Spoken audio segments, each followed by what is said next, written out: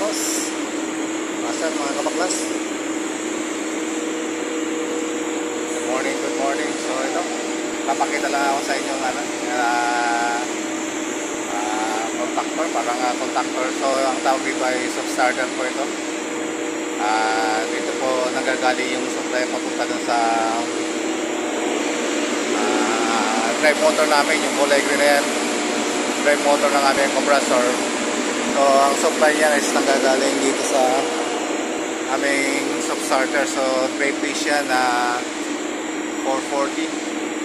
So ang range nito ay 410 to 480. So ibig sabihin yung over voltage siya ay 480, ang kanyang under voltage ay 410. So ibig sabihin kaya niyang regulate yung yung voltage hanggang 480. So simula 410 hanggang 480. So substarter ang tawag namin dito. Instead na wide delta contactor ang ginamit. So ito yun po yung ginamit na drive supply ng aming drive motor. So simula naman dito sa substarter na to, galing naman yan dito sa aming electronics na breaker. So ito electronics breaker, ang ano to ay 360 amperes.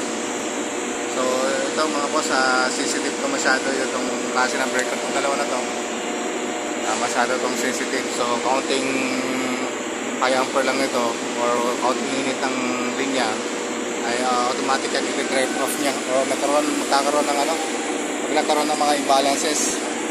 So ibig sabihin pag masyado mataas yung voltage ng isang linya, i-drive din niya yan. So ganoon din itong substarter, pag nagka-problema yung linya papunta doon sa motor or mataas yung amperahe ng isang linya sa motor, so automatic na ipapatayin niya yung buong panel. So isa-shutdown niya yung aming compressor, drive motor ng aming compressor. So pinakita ko lang sa inyo mga boss, hindi mo masyadong familiar sa ganitong mga gumagamit ng wide delta. Halos hindi naman ito nagkakalayo doon sa function niya, although mas maganda lang yung performance nito kaysa doon sa wide delta connection. Mas mahal nga lang to, kaya DiaMax. So itong items na to, itong isang peraso na to, almost mga 300,000 ang halaga nito. So ganun sa kamahal. Unlike doon sa mga contactor, magkano lang isang contactor, siguro mga 60,000 hanggang 70,000 bawat isa.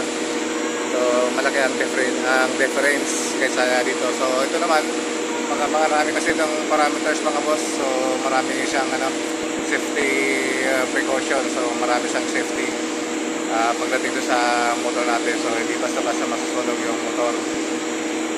So yun, pinakita ko lang sa inyo mga boss, mga sir. So sa mga hindi pa masyadong familiar, so ito na po yung mga soft starter natin. So marami namang klase ng soft starter. So yun, magandang araw po at maulang umaga.